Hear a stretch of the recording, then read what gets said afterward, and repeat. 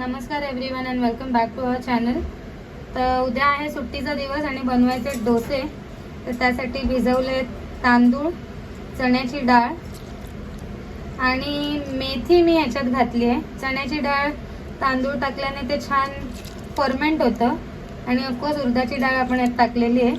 हे मी दुपारी ऑलमोस्ट 2-3च्या दरम्यान भिजवून ठेवलं होतं। आता हे मी मिक्सरला लावून संपूर्ण रात्र फर्मेंट व्हायसाठी ठेवणार आहे। मिक्सरला लावून झाल्यानंतर तुम्हाला एकदा दाखवते।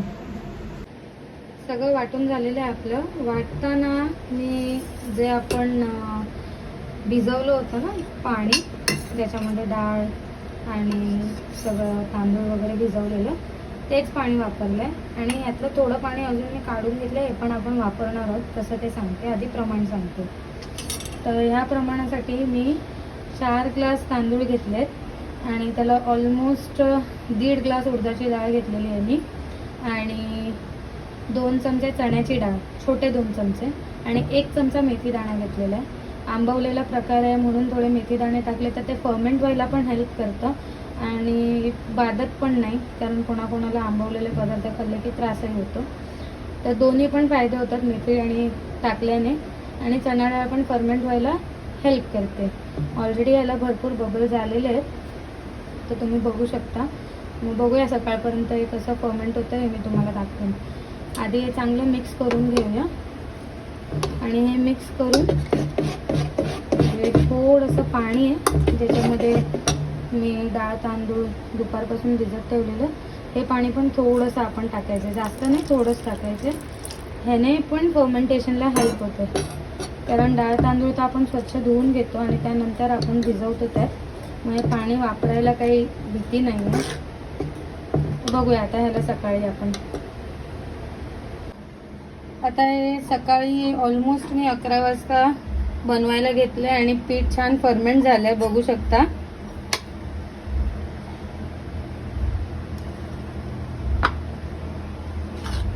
आता ह्याला आपण चांगलं मिक्स करून घेऊया। पाणी टाकायची गरज थोडी वाटते मला, आधी आपण एक मीठ टाकून घेऊया।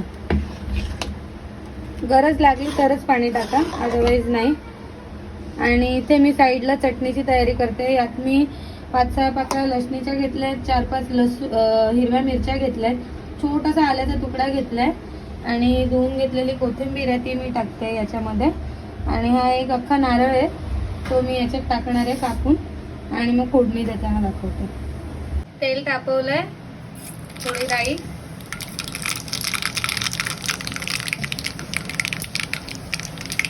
आणि भरपूर कढीपत्ता, आणि आता आपण ही फोडणी चटणीवर टाकूया। चटणीत मीठ टाकून घेतलंय,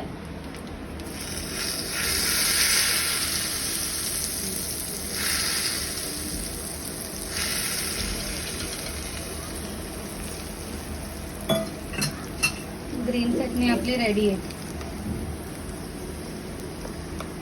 अजून एक चटणी बनवतोय टोमॅटोची, तर त्याची तयारी, ह्याच्यामध्ये उडीद आणि चण्याची डाळ टाकणार आहे आपण फोडणीला। थोडीशी तडतडल्यावर आपण यात लगेच लसूण सोडायचंय।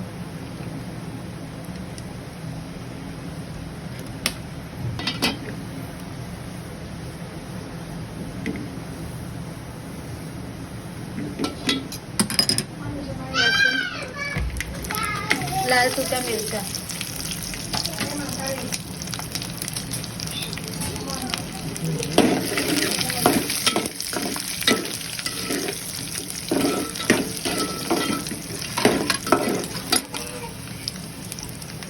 कांदा,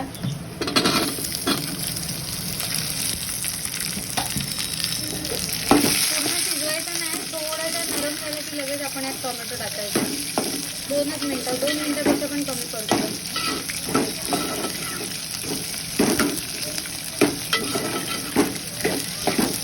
हिरव्या मिरच्या टाकल्या त्याच्यामध्ये,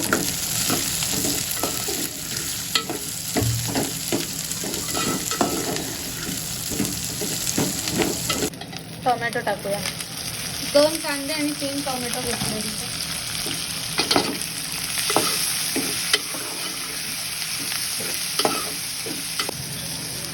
थोडंसं आपण चवीपुरतं मीठ टाकणार आहोत. मीठ आपापल्या अंदाजाने टाका, कोणाला कमी लागतं कोणाला जास्त.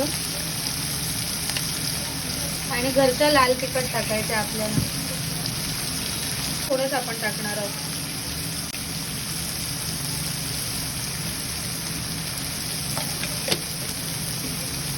मिक्स करून घेऊया.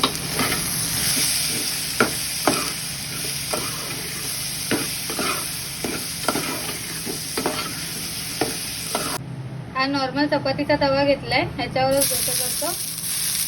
गॅस स्लो केलाय, थोडंसं पाणी शिंपडायचंय.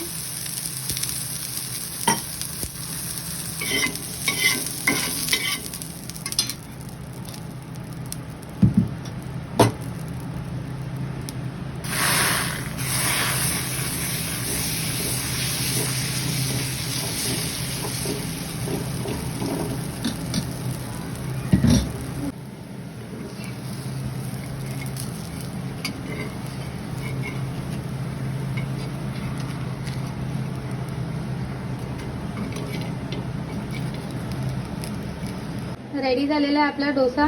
लाल चटणीला पण कढीपत्ता आणि राईची फोडणी देऊन घेतली आहे. या फ्रेंड्स खायला.